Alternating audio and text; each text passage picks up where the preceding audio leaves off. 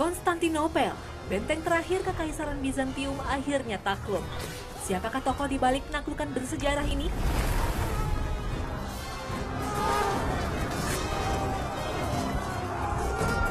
Namun isyarat Rasulullah dalam hadisnya belum semuanya terjadi. Masih ada penaklukan yang lebih dahsyat yang akan terjadi.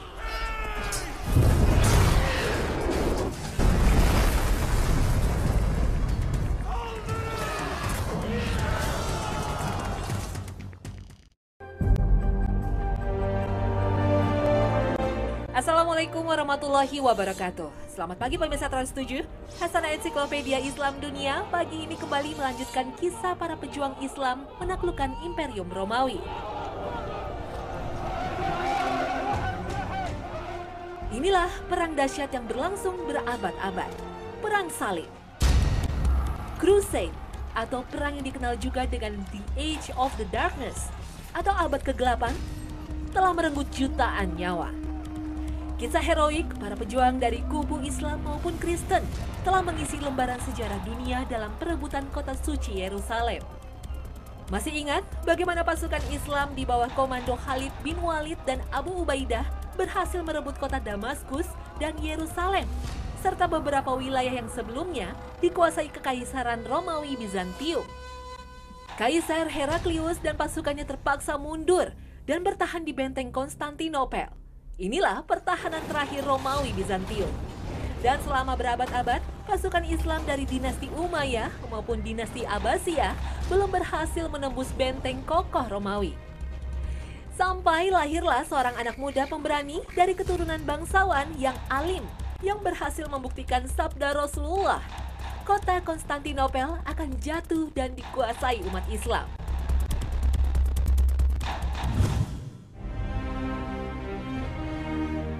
Rasulullah SAW pernah mengirim beberapa utusannya ke para penguasa dunia, antara lain Kaisar Heraklius. Dalam suratnya, Rasulullah menyampaikan dakwahnya untuk memeluk agama Islam. Inilah salah satu surat Rasulullah yang ditulis untuk Heraklius. Bismillahirrohmanirrohim. Salamun ala manitaba al-huda amma ba'du. Sesungguhnya aku mengajakmu untuk memeluk agama Islam. Kalau kamu masuk Islam akan selamat dan Allah akan memberikan 2 pahala. Tetapi kalau kamu menolak, kamu mesti menanggung dosa orang-orang Arisiyin. Kaisar Heraklius cukup menghormati ajakan Rasulullah dan membalas dengan mengirim hadiah penghormatan, namun dia mengakui bahwa dirinya belum siap untuk memeluk Islam. Upaya menaklukkan kerajaan Romawi sudah dimulai pada masa Rasulullah yang kemudian dilanjutkan oleh para khalifah Islam. Sedangkan di masa sahabat, tepatnya pada masa Khalifah Umar radhiyallahu anhu, Panglima Khalid bin Walid mampu merebut sebagian wilayah Romawi dan menguasai Damaskus serta Palestina atau Al-Quds. Tapi tetap saja, ibu kota Romawi Timur di Konstantinopel masih belum tersentuh. Bahkan Salahuddin Al-Ayyubi, panglima perang yang terkenal dalam sejarah Islam, setelah Khalid bin Walid hanya mampu membesarkan Al-Quds atau Palestina Al-Quds, tapi belum mampu menaklukkan Konstantinopel. Namun Rasulullah pernah bersabda dalam sebuah hadis sahih bahwa perluasan Islam akan sampai ke Konstantinopel. Dari Abu Qubail berkata, ketika sedang bersama Abdullah bin Amr bin As, dia ditanya, kota manakah yang akan dibuka terlebih dahulu? Konstantinopel atau Rumiah? Abdullah meminta kotak dengan lingkaran-lingkaran miliknya, kemudian dia mengeluarkan kitab. Abdullah berkata, ketika sedang menulis di sekitar Rasulullah, beliau ditanya, 2 kota ini manakah yang dibuka lebih dulu? Konstantinopel atau Rumiah? Rasulullah menjawab, kota Heraklius dibuka lebih dulu, yaitu Konstantinopel. Hadis riwayat Ahmad, Ad-Darimin, Ibnu Abi Saibah, dan Al-Hakim.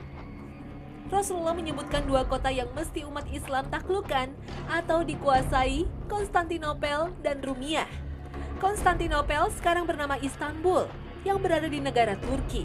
Dahulu kota ini berada di bawah kekuasaan Bizantium yang beragama Kristen Ortodoks. Sedangkan apa yang dimaksud kota Rumiah?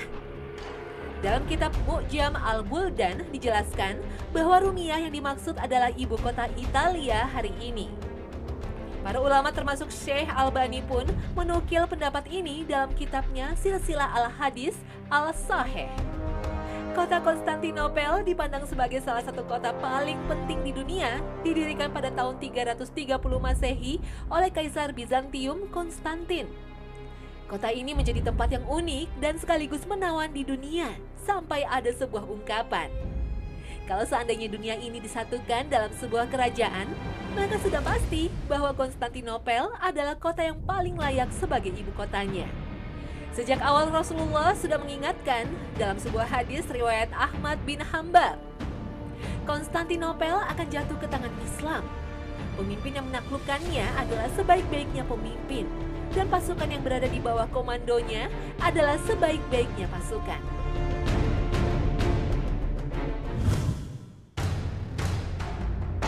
Sejarah mencatat penaklukan Konstantinopel dimulai sejak pemerintahan Muawiyah bin Abi Sufyan pada tahun 668 Masehi di bawah komando anaknya Yazid bin Muawiyah.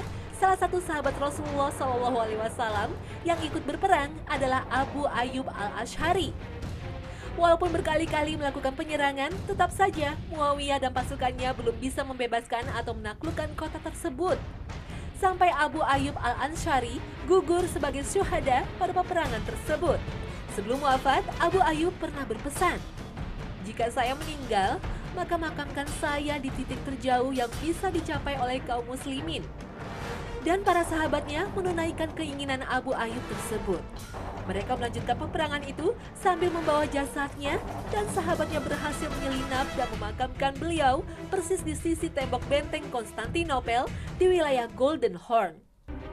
Penaklukan Konstantinopel dilanjutkan oleh pemerintahan Abbasiyah, termasuk Khalifah Harun ar-Rasyid. Setelah Baghdad jatuh pada tahun 656 Masehi yang menjadi akhir dinasti Abbasiyah, usaha menaklukkan Konstantinopel juga diteruskan oleh kerajaan-kerajaan kecil di Asia Timur, terutama kerajaan Seljuk yang dipimpin oleh Alp Arslan, sampai ke generasi Daulah Turki Utsmani pada pemerintahan Murad II. Tetapi usaha mereka masih tetap menemui kegagalan. Setelah menunggu 8 abad, Allah mewujudkan impian umat Islam sebagaimana dalam hadis Nabi, "Dialah sebaik-baiknya pemimpin dengan pasukannya, sebaik-baiknya pasukan." Dialah sang penakluk Konstantinopel yang bernama Sultan Muhammad Al-Fatih, pemimpin ketujuh dari Daulah Utsmaniyah. Sejarah menceritakan bahwa Muhammad Al-Fatih adalah seorang yang saleh. Sejak Bali, Al-Fatih tidak pernah meninggalkan salat wajib, salat rawatib, dan senantiasa mengerjakan saum sunnah. Setelah Al-Fatih diangkat menjadi raja menggantikan Sultan Murad II, ayahnya Al-Fatih langsung melanjutkan tradisi para pendahulunya, yaitu terjun langsung dalam penaklukan Konstantinopel. Al-Fatih menyiapkan 250.000 pasukan dalam usaha penaklukan kota Konstantinopel. Muhammad Al-Fatih selain mempersiapkan pasukannya dengan berbagai seni dan strategi perang, juga menamakan nilai-nilai tauhid dan keislaman, sehingga memiliki ruh jihad. Karena inilah sesungguhnya senjata yang paling ampuh untuk meraih kemenangan. Untuk menaklukkan Konstantinopel, Al-Fatih lebih dulu membangun benteng besar di pinggir Bosporus yang berhadapan dengan benteng yang didirikan Bayazid. Benteng Bosporus ini dikenal dengan nama Rumli Haisar, Benteng Rum. Benteng yang didirikan ini dijadikan sebagai pusat persediaan alat-alat perang untuk menyerang kota Konstantinopel. Selain itu, Al-Fatih juga memberi perhatian khusus kepada armada laut dengan menyediakan 400 kapal. Karena Konstantinopel merupakan kota laut yang tidak bisa dikepung dengan sempurna tanpa adanya kekuatan armada laut. Al-Fatih sebelum melakukan penyerangan ke Konstantinopel mengadakan perjanjian dengan beberapa musuhnya, antara lain dengan Galagata, Hongaria, dan Venesia yang berdekatan dengan Konstantinopel. Salah satu isi perjanjiannya agar mereka tidak membantu Konstantinopel ketika terjadi peperangan, tetapi mereka tidak menyepakatinya. Ketika peperangan meletus, ketiga negara itu memihak dan menjadi sekutu Konstantinopel. Melihat persiapan perang Al-Fatih, Kaisar Bizantium segera mengutus seorang utusan kepada Paus, pemimpin tertinggi Katolik, untuk meminta bantuan. Tetapi pihak gereja Katolik tidak mau membantunya, karena Konstantinopel sebagai penganut gereja Ortodoks berbeda ajarannya dengan gereja Katolik yang dianut Paus. Pada 26 Rabiul Awal 857 Hijriah, Bertepatan dengan 6 April 1453 Masehi, Al-Fatih memimpin langsung pasukannya untuk menaklukkan Konstantinopel. Al-Fatih tiba di sebelah timur, pasukannya dibagi kepada 3 bagian utama untuk menyerang lewat jalur darat. Karena Al-Fatih tahu Konstantinopel, kalau dilihat dari segi militer sangat kuat. Konstantinopel adalah kota dikelilingi laut dari 3 sisi, yaitu Selat Bosporus, Laut Marmara, dan Tanduk Emas yang dilindungi oleh rantai besar untuk mengontrol lalu lintas kapal yang masuk ke dalam kota. Selain kekuatan militernya, kota ini juga dikelilingi garis pagar yang kokoh dan panjang, sehingga kota ini sangat sulit ditembus. Namun dengan segala kecerdikan dan keyakinannya, Al-Fatih tidak gentar. Ia sudah memperhitungkan dengan matang strategi untuk menaklukkan Konstantinopel. Al-Fatih menyiapkan pasukan yang dibekali dengan senjata yang kuat dengan memasang meriam di tepi pagar, dan pada waktu bersamaan armada laut yang sudah terlatih menyebar di perairan Marmara mengelilingi Konstantinopel dan mulai menembakkan meriam-meriam yang telah mereka letakkan di tepi pagar. Perlawanan dari Bizantium dipimpin langsung oleh Konstantin dengan menempatkan pasukannya di sekitar pagar dan benteng untuk memperkuat garis pertahanan. Para sekutunya, terutama dari Kristen Ortodoks di Eropa pun berdatangan untuk membantu Raja Konstantin. Namun Kaisar Konstantin mulai gentar hingga ia meminta jalan damai dan bersedia membayar sejumlah uang, tapi Al-Fatih menolak segala bentuk tawaran tersebut. Pada 18 April 1453 Masehi, peperangan tak terelakkan lagi. Al-Fatih memerintahkan kepada pasukannya untuk menembakkan meriam-meriam yang sudah disiapkan dan berhasil membuka celah benteng Bizantium. Pasukan Al-Fatih mulai bergerak masuk untuk menerobos. Dan terjadilah pertempuran yang sengit. Namun Al-Fatih sadar bahwa kalau dia memaksa menerobos pintu utama, perjuangannya akan mendapatkan perlawanan yang hebat. Maka Al-Fatih merubah siasat perangnya. Al-Fatih kemudian menyuruh armada lautnya agar bergerak menuju tanduk emas benteng Konstantinopel ketika musuh sedang lengah. Ada sekitar 70 kapal perang yang dikerahkan dan berhasil merapat ke benteng tanduk emas. 2 hari kemudian pada 22 April 1453 Masehi, penduduk kota Konstantinopel terbangun oleh gema takbir pasukan Al-Fatih yang sudah berada di tanduk emas. Mereka dikejutkan oleh kapal-kapal Al-Fatih yang telah menguasai perairan tersebut. Tak lama, tembakan meriam pun menggempur benteng tanduk emas hingga membuat panik Kaisar Konstantin dan pasukannya. Strategi lainnya yang mengagumkan, Al-Fatih menggali terowongan bawah tanah dari tempat yang berdekatan dengan dalam kota atau jantung kota Konstantinopel. Kemudian pasukan Al-Fatih membuat benteng yang terbuat dari kayu berukuran sangat besar dan tinggi. Benteng ini terdiri dari 3 tingkat dengan ketinggian melebihi pagar-pagar yang mengelilingi Konstantinopel. Benteng ini dilapisi tameng dan kulit yang dibasahi air agar bisa menahan api. Di setiap benteng ditempatkan beberapa orang. Tingkat paling atas telah disiapkan pasukan pemanah. Strategi perang Al-Fatih berhasil melumpuhkan perlawanan Bizantium. Meskipun pasukan Konstantin sudah terdesak, namun sang kaisar tak mau melarikan diri. Ia tetap berjuang sampai titik darah penghabisan untuk mempertahankan kota kebanggaan Bizantium ini. Pada 29 Mei 1453 Masehi, bertepatan dengan 20 Jumadil Ula 857 Hijriah, tepatnya pada pukul 1 dini hari, sambil mengumandangkan takbir, para pejuang Islam melancarkan serangan besar-besaran, hingga pasukan Bizantium mulai ketakutan dan mulai menabuh lonceng-lonceng gereja sebagai tanda bahaya. Kebanyakan mereka berlindung dalam gereja. Pasukan Al-Fatih terbagi kepada 2 kelompok dengan fokus serangan diutamakan ke wilayah lembah Likus. Al-Fatih turun langsung untuk memimpin langsung penyerangan ke wilayah ini. Penyerangan pertama dilakukan oleh 1 kelompok. Setelah selesai, kelompok yang kedua maju saling bergantian untuk berperang. Akhirnya kelompok kedua berhasil mencapai pagar Konstantinopel yang kemudian diganti kelompok ketiga hingga bisa menembus pagar. Pertempuran juga terjadi di area laut. Armada laut Al-Fatih menghujani pasukan Bizantium dengan meriam-meriam besar, sehingga pasukan Bizantium bercerai-berai. Ketika Kaisar Konstantin melihat panji-panji Utsmani berkibar di atas benteng-benteng bagian utara kota Konstantinopel, sang kaisar pun yakin bahwa sudah tidak ada lagi gunanya mempertahankan kota Konstantinopel. Ia pun segera melepaskan pakaiannya supaya tidak dikenali oleh pasukan Al-Fatih. Dia turun dari kuda dan terus berperang hingga terbunuh di medan perang. Setelah tersiar kabar kematian sang kaisar, pasukan Konstantin makin lemah. Sebaliknya Al-Fatih bersama pasukannya langsung memasuki kota dan merebut Konstantinopel dengan teriakan kemenangan. Selama 54 hari, pertempuran berlangsung. Tepatnya pada 29 Mei 1453 Masehi, sebelum matahari tepat berada di atas kepala, akhirnya kota Konstantinopel takluk di tangan Sultan Muhammad Al-Fatih dari Daulah Utsmaniyah. Al-Fatih kemudian turun dari kudanya dan bersujud kepada Allah sebagai tanda syukur atas perjuangannya. Dan tidak lupa pula, Al-Fatih menyampaikan selamat kepada para pasukannya atas kemenangan yang telah diraih. Al-Fatih mendoakan mereka yang gugur, insya Allah sebagai syahid. Al-Fatih menyampaikan pesan kepada pasukannya agar mereka melindungi para tawanan dan masyarakat yang ada di kota itu supaya diperlakukan dengan baik dan lemah lembut. Sejak saat itu, ibu kota Khilafah Bani Utsmani berpindah ke kota ini dan menjadi pusat peradaban Islam dan dunia selama beberapa abad. Kemudian kota ini dibangun dengan segala bentuk keindahan, perpaduan antara seni Eropa Timur dan Arab. Gereja dan tempat ibadah non-muslim dibiarkan berdiri.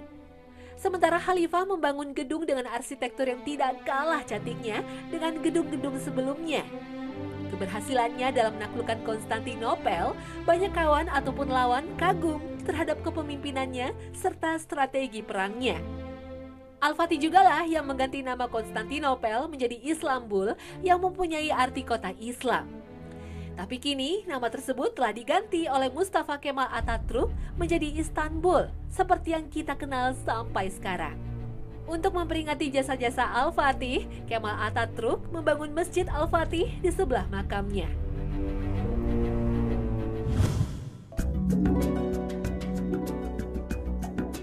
Sultan Muhammad Tsani atau yang lebih dikenal dengan Sultan Muhammad Al-Fatih dilahirkan pada 26 Rajab tahun 833 Hijriah atau 20 April 1429 Masehi.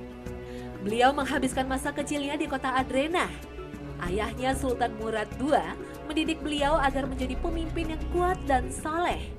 Berbagai ilmu militer dan keterampilan perang mulai bermain pedang, memanah, dan berkuda dikuasai Al-Fatih. Dalam bidang keagamaan, ayahnya mendatangkan beberapa ulama terkemuka untuk mendidiknya.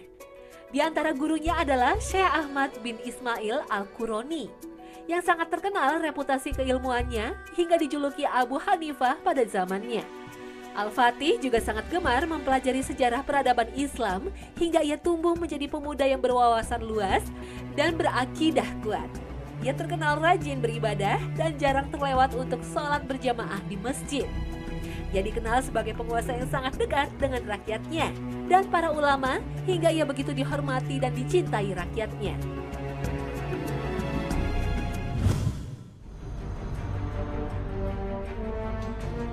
Berbagai akhlak mulia disematkan pada pribadi Al-Fatih. Ia adalah sosok pemimpin yang kuat, adil, dan bertakwa kepada Allah. Inilah yang menjadi kunci utama keberhasilan beliau dan tentaranya dalam menaklukkan Konstantinopel. Kota yang pernah dijanjikan Rasulullah SAW akan ditaklukkan oleh pemimpin sebaik-baiknya pemimpin. Ia adalah Sultan Muhammad Tsani yang dijuluki Al-Fatih atau sang penakluk karena berhasil menaklukkan kota Konstantinopel. Al-Fatih naik tahta menggantikan ayahnya pada tahun 855 Hijriah pada usianya yang sangat muda, 19 tahun. Tetapi ada juga yang menyebutkan bahwa ketika Al-Fatih naik tahta usianya 22 tahun. Di bawah kepemimpinannya, Daulah Utsmaniyah berhasil memperluas wilayah kekuasaannya hingga Eropa dan Afrika. Setelah menyerahkan kekuasaannya pada sang anak, Sultan Murad lebih banyak mengasingkan diri untuk beribadah. Al-Fatih mengirim surat kepada ayahnya supaya tidak berdiam diri, melupakan urusan kenegaraan. Al-Fatih memahami dan menguasai masalah tata negara dan administrasi. Salah satu kemajuan di bidang tata negara adalah di bidang pendidikan dan perekonomian. Selama kepemimpinannya, Istanbul dalam waktu singkat disulap menjadi negara maju dengan perekonomian yang sangat sukses. Al-Fatih dikenal juga sebagai pakar di bidang ketentaraan, sains matematika, dan bahasa. Al-Fatih sudah menguasai 6 bahasa asing ketika umurnya masih 21 tahun.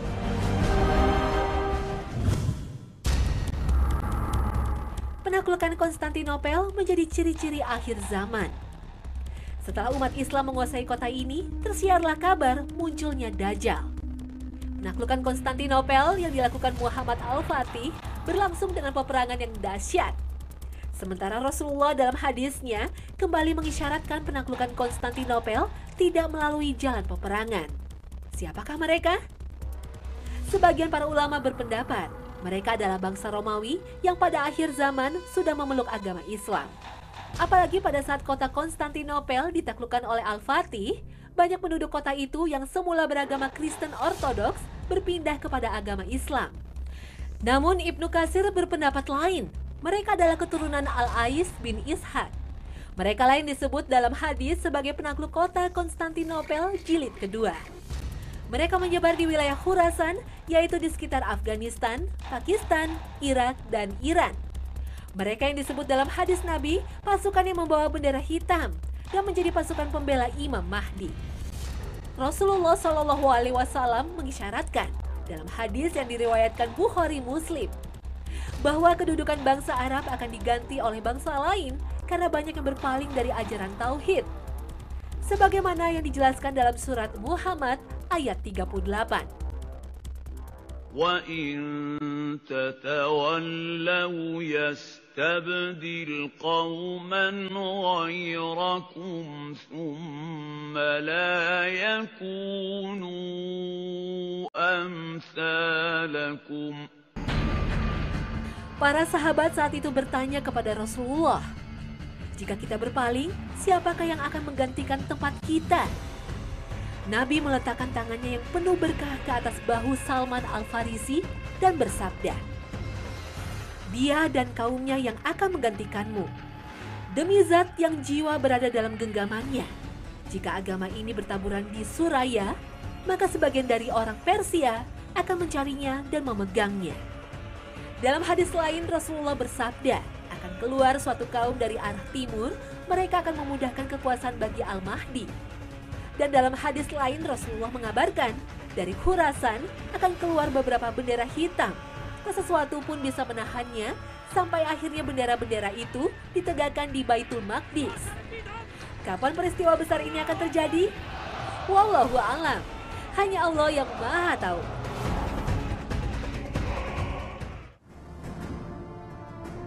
Nah pemirsa, mudah-mudahan serial penaklukan Romawi ini selain menambah hasanah pengetahuan kita, juga bisa dijadikan hikmah dan pelajaran. Terima kasih atas perhatian Anda, dan wassalamualaikum warahmatullahi wabarakatuh.